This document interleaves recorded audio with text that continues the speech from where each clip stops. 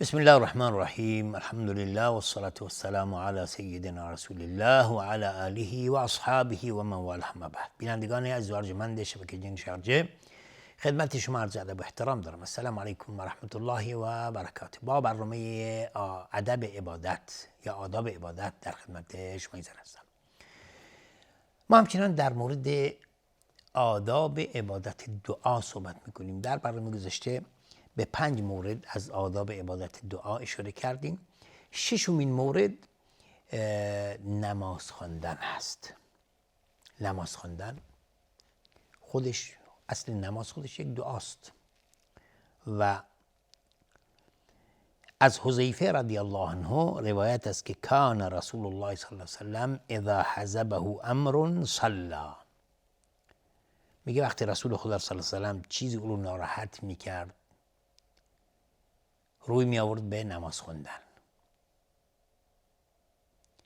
پس ما اگر مشکلی داریم، گرفتاری داریم با روی آوردن به نماز، خب ما در مقابل پروردگار خودمون می ایستیم، به نماز می ایستیم و با پروردگار خودمون مناجات می کنیم. در سجود اینها مشکلاتی که داریم از خداوند می خواهیم که اون مشکلات رو برطرف بکنه. پس با روی آوردن به نماز ما میتونیم بر مشکلات خودمون فائق بیاییم و اون ناراحتی و غم اندوهی که به ما هجوم آورده اونو برطرف کنیم. و رسول خدا صلی الله علیه و سلم در این مورد میفرمایند که من توضأ فاسبغ الوضوء، کسی که وضو گرفت و وضوش رو کامل کرد، وضوی کاملی گرفت، ثم صلی رکعتین،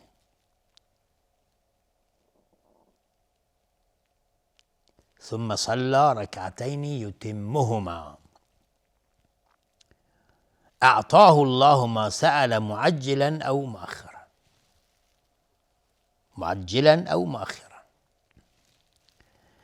حالا کسی که میگه وضو گرفت و وضوی کامل و درستی گرفت، ثم صلی، سپس 2 رکعت نماز خواند که یتمهما، که اون رو کامل میکنه، یعنی این 2 رکعت رو کامل خوند با تمام فرائض و ارکان و واجبات و سنتهاش اینها.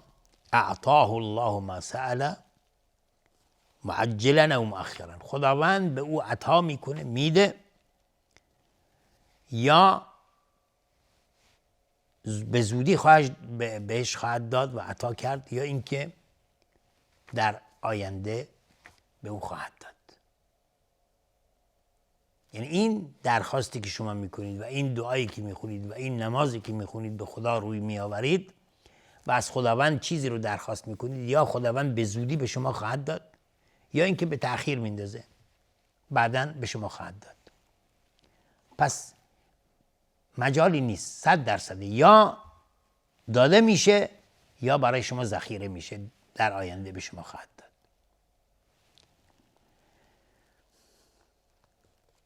پس ما باید دقت بکنیم، وقتی که از خداوند چیزی رو میخواییم، خالصانه میخواییم، باید یقین بکنیم که یا خداوند این دعای ما رو قبول میکنه و به زودی درخواست ما رو قبول میکنه و میپذیرد و به ما عطا میکنه، یا اینکه بعداً به ما عطا خواهد کرد و به ما خواهد داد و ذخیره میشه در پرونده اعمال ما و در حساب پسنداز ما. از دیگر آداب عبادت، ثنای الهی، تمجید و ثنای الهی اولا، سپس درود فرستادن بر رسول الله صلی الله علیه و سلم. یعنی وقتی که ما میخوایم دعا بکنیم، فوراً نمیایم درخواست بکنیم، اولا تمجید و ثنای الهی میگیم، شروع میکنیم به حمد و ثنای الهی. الحمدلله، یا الحمدلله رب العالمین والعاقبة للمتقین والصلاة، و بعد شروع میکنیم به صلوات و درود بر پیامبر صلی الله علیه و سلم.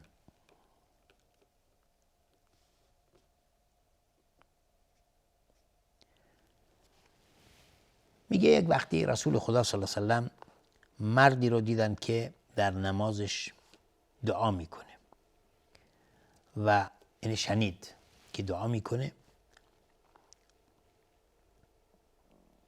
که تمجید و ثنای الهی نگفتن و بر رسول الله صلی الله علیه و سلم درود نفرستادن.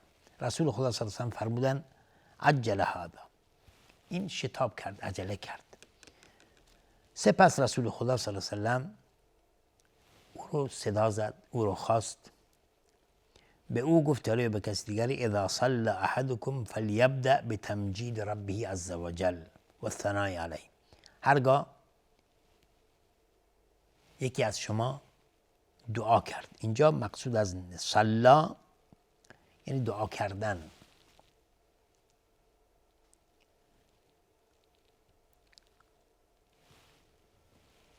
میگه وقتی که از شما شروع کرد برای دعا کردن، فلیبدأ، پس شروع بکند به تمجید پروردگار و ثنای خداوند یکتا.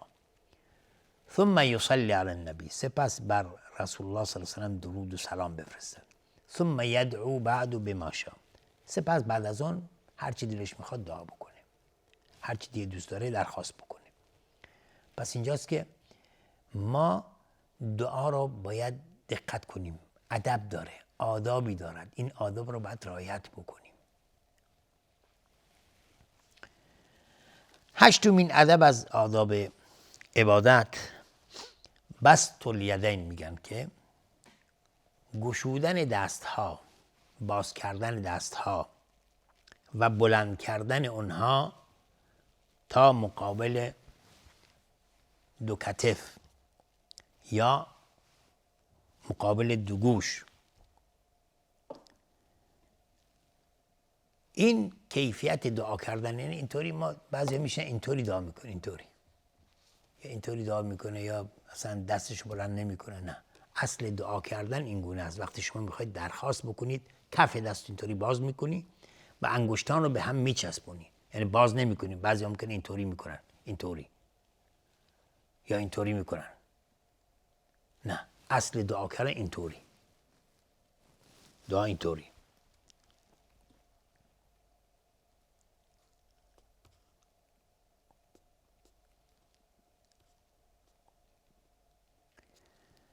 رسول خدا صلی الله علیه و سلم در این باره میفرمایند که کیفیت دعا کردن اذا سألتم الله فاسألوه ببطون اکفکم ولا تسألوه بظهورها. هرگاه از خداوند درخواستی کردید، پس درخواست بکنید با کف دستانتان. باطن، این بطون میگن، کف دست اینطوری. بعضی ممکن اینطوری بکنن، نه، این هنگام به حساب انسان میخواد عذاب نازله، اینطوری باید بکنه، پشت دستشو به سوی آسمان. ولا تسألوه بظهورها، میگه سوال نکنید با پشت دست، این خلاف سنت. پس هر چیز یک ادبی داره، آدابی داره و ما رعایت بکنیم. حالا خیلی ها ممکنه اینو ندونن، کیفیت دعا کردن ممکنه نمیفهمن یا نشنیدن هستن که چگونه باید انسان اینطوری دست دراز بکنه، اینطوری دستشو بلند بکنه. این دلالت بر خشوع و خضوع و تذلل هست. هرچی انسان خودشو مقابل خداوند ذلیلتر و خاشعتر و خضوعتر بکنه، به اجابت نزدیکتره.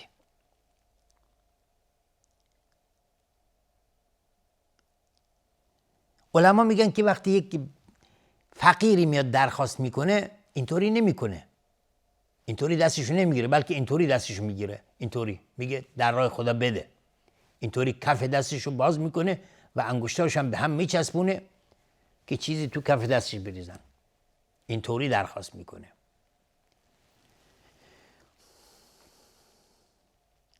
و رسول خدا صلی الله علیه و سلم میفرماند ان الله حیی کریم، خداوند بسیار با حیا و با کرم هست.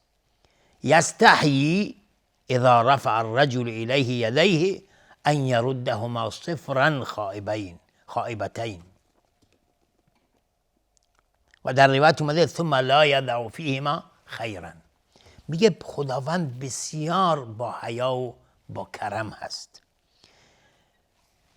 شرم میکند، خداوند حیا میکند از شخصی که دستشو به سوی خدا دراز میکنه به اینکه دست او رو خالی برگردونه. یعنی وقتی که شما دست دراز میکنید و از خداوند میخواد بار الها، خداوندا از کرم و فضلت به من عطا کن، خداوندا مشکل و گرفتاری مرا برطرف کن، خداوندا گرفتاری های مرا برطرف کن، رزق و روزی حلالی به من بده، درخواست میکنی. میگه خداوند شرم میکنه، حیا میکنه که این دستی که شما دراز میکنید خالی برگردونه. در روایت اومده ثم لا یضع فیهما خیرا. میگه خداوند شرم میکنه که چیزی تو این دست نذاره.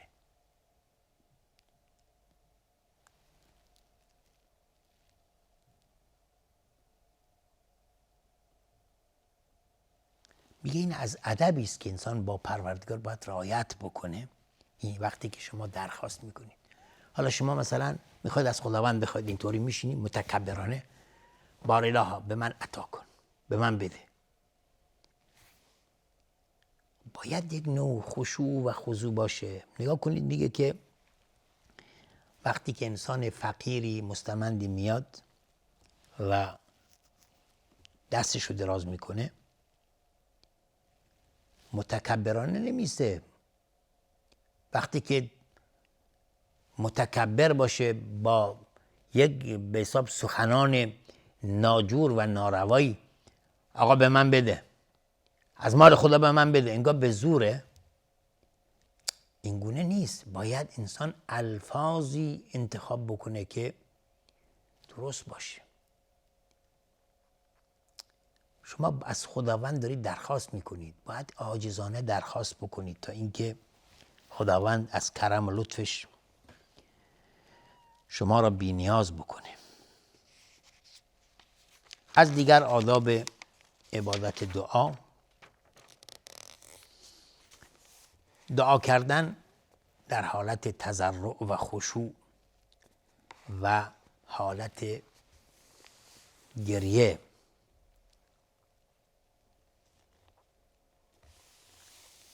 خداوند می‌فرمایند که در مورد حالا حضرت ایوب و همسرش انهم كانوا يسارعون في الخيرات و یدعوننا رغبا و رهبا و كانوا لنا خاشعين.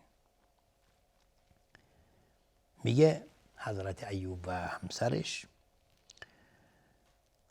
در خیرات مسارعت میکردند، شتاب میکردند و ما را میخواندند و یدعوننا دعا میکردند و از ما میخواستند رغبا و رهبا، با رغبت و با خشیت، با اشتیاق و با ترس. و کانوا لنا خاشعین، و اینها خاشع بودن نسبت به ما، خشوع داشتن در مقابل پروردگار.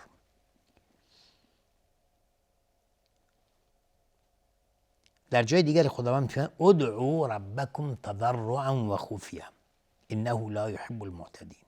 شما پروردگارتون رو در حالت تضرع بخوانید و خفیه، پنهانی.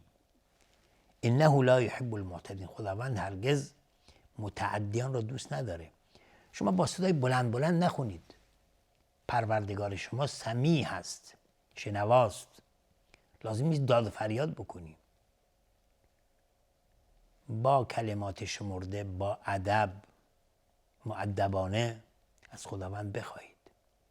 بعضیا وقتی که یعنی حالتهایی میشه که انسان بعضی وقتا ممکنه کفرم بگه ولی خودش متوجه نمیشه. مگه من چیکار کردم ای خدا؟ من چه کار کردم که دعای من قبول نمیشه، پذیرفته نمیشه؟ من چه هیزم تری به شما؟ اینطور خیلی بده. چه هیزم تری به شما فروختم که منو بدبخت کردی، گرفتار کردی، نمیشه. خیلی بده این حرفا زدن. لایق انسان مسلمان نیست که با خدای خودش اینگونه صحبت بکنه و اینگونه درخواست بکنه. خیلی خطرناکه اینا. انسان در مقابل پروردگار خاشعانه، خاضعانه، منکسرانه، با تذلل، با خشوع از خداوند میخواد. ادب را انسان باید رعایت بکنه با پروردگار خودش و این صحبت‌های بیهوده و بیخود نباید بکنه. انسان گله و شکایت نباید بکنه.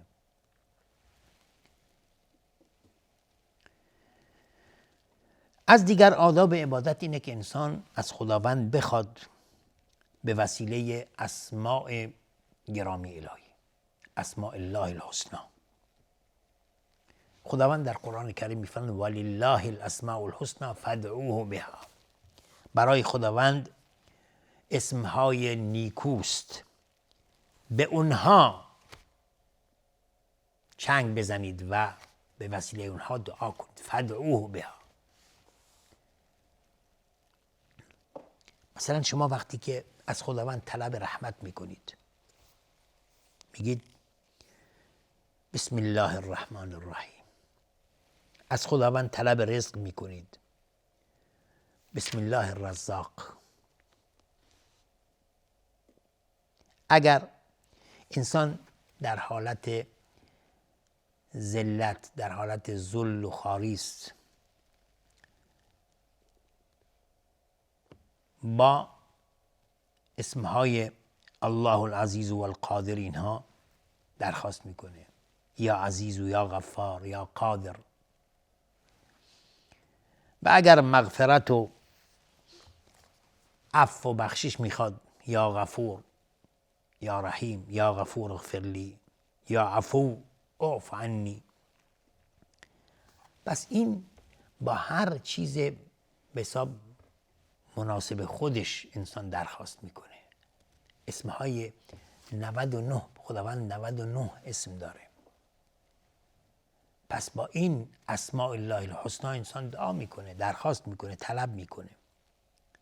و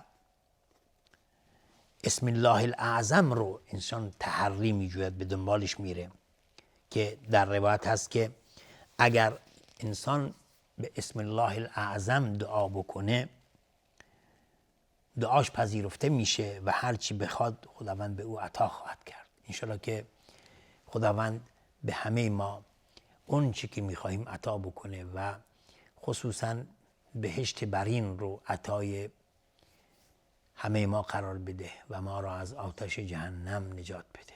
تا دیدار دیگر و برنامه دیگر همه شما رو به خداوند بزرگ میسپارم. آخر دعوانا ان الحمدلله رب العالمین و السلام علیکم و رحمت الله و برکاته.